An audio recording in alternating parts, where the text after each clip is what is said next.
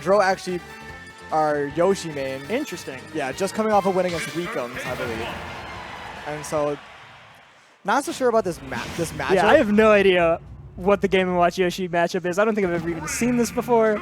We're in for a treat. Well, what I do know is that DRO's Yoshi is very formidable, and wow, that is a fantastic combo starting off right away from Santi. Game & Watch is a character with a terrifying punish game. So many combo extensions and combo finishers. You have to be scared if Game & Watch hits you. For sure. But Yoshi's a character you can say the same thing. Pretty much even. And that out-of-shield Nair is going to be a huge determining factor in this matchup. Yeah, the more I think about it, the more similar these characters are. Like Yoshi has Nair out-of-shield, Game & Watch has uppy out-of-shield. And they both have like a get out of jail free kind of card with that Yoshi's armor on the double jump, and also Game & Watch has that up B. So we will see how the differences between the characters wind up playing into the matchup. So far, we've just kind of seen a lot of back and forth. They both threw F smash at the same time, but Game & Watch's is disjointed and Yoshi's is not. I also think Game & Watch threw that fast, but that back air is pretty strong. Looked like a bit of a case of bad DI, but I would have done that too. I thought that was straight in, but I guess it's down. Yoshi's weird. At a certain percentage, Yoshi's back air does start to send up instead of outward, like one would think. So DIing in would essentially just kill you off the top. And also, that is one of the major differences between the character. Yoshi, very heavy. Game & Watch, not at all. Yeah. Like these up airs, very, very scary for someone like Game & Watch, who's going to die to a few of those. Also, that forward air, very threatening, considering that the spike hitbox is rather large. Oh yeah, and the move itself is safer than you'd expect. Very good frame data for a spike. Yeah, so far, it looks like Santi is having a bit of an issue just cleaning out the stock, which Yoshi just kind of spaces with kill moves. Game & Watch isn't so lucky. Okay. Especially against a heavy character like Yoshi. Oh no. Bad luck leading to better move. fortune. That was an interesting interaction. DRO got a little bit too hungry for the kill and paid with a stock. There are a lot of instances, though, where it looks like a Yoshi or DRO might be overextending, but it honestly just is safe. Yeah, although in that instance, he got keyed for it, so you got to know when it is safe. Exactly, yeah. Like a lot of that Nair. Like when he goes out that far, like he can just do that with little to no consequence. And that down tilt actually hitting ledge or two frames. Ooh, yeah. That up air came in just quick enough to not allow Santi to pick another option afterwards. And this is starting to slip away. Tail quickly racking up 33% on Santi. Yeah, it seems like Santi has almost no answer. Ooh, okay, yeah. The parry attempt was well intended, but obviously did not work. Yeah, that is kind of the issue with Game & Watch's trampoline. If you don't know what direction it's going to send, you can't really follow up effectively. And it seems like there were actually... Ooh, okay.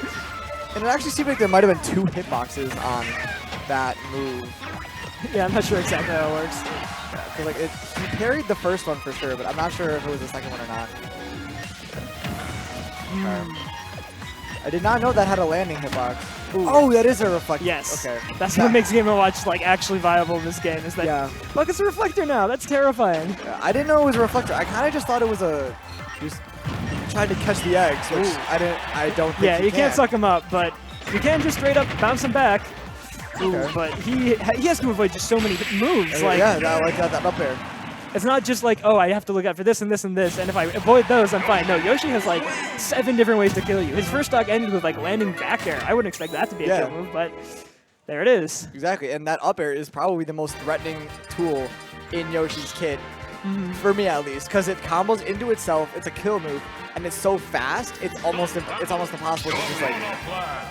Oh, Piranha Plant. Almost. Yeah.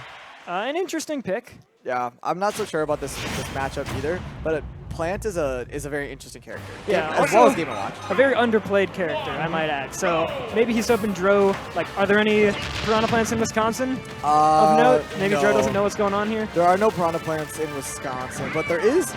I believe it's Lucky from Minnesota plays Piranha Plant. Piranha Plant also a character who's very strange. So if you've never played against one before at all, he has a bunch of tricks he can pull out that you won't see coming, and that could swing the match in his favor. And so far, yeah, looks like DRO isn't sure how to approach the neutral here. Ooh, but he knows how to approach the punish game. Except for that reset and a couple of up airs. He's going up and going to get the egg. Okay, one more punish, not quite, but that egg was a very smart egg. Okay.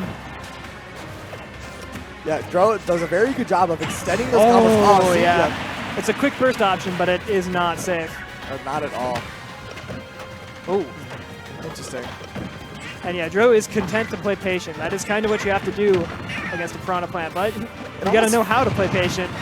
It almost feels like DRO is stuck in this slant, with Piranha Plants being able to barrage Yoshi with the poison and the spike ball.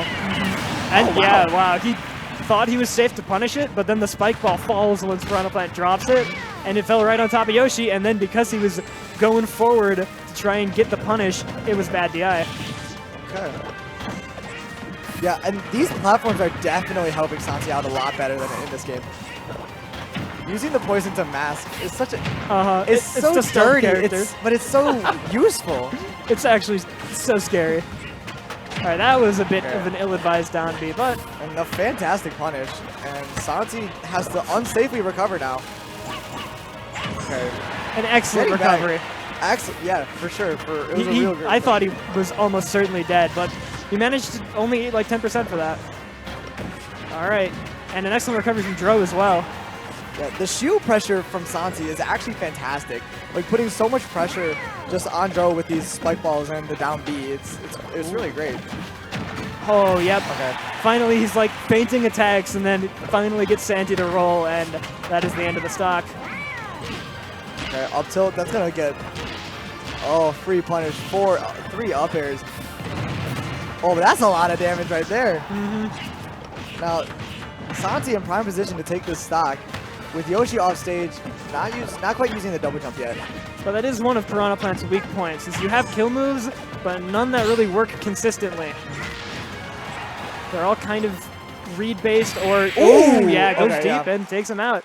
He saw that he was just kind of stalling off stage for so long, and Yoshi can go that deep. And yeah. For sure, like almost with no consequences, really can just go out there, throw out a forward air, and then safely recover back to stage. It's really incredible what Yoshi's been able to do in this game. I think Yoshi is a very underappreciated character. I mean, Yoshi's always been underappreciated since Smash 4. Like, yeah. People say, oh, there's no Yoshi results. That's just because nobody plays Yoshi. Yeah, nobody plays Yoshi. But I think that with DRO doing so well with Yoshi and actually getting 3rd at our Wisconsin Summit,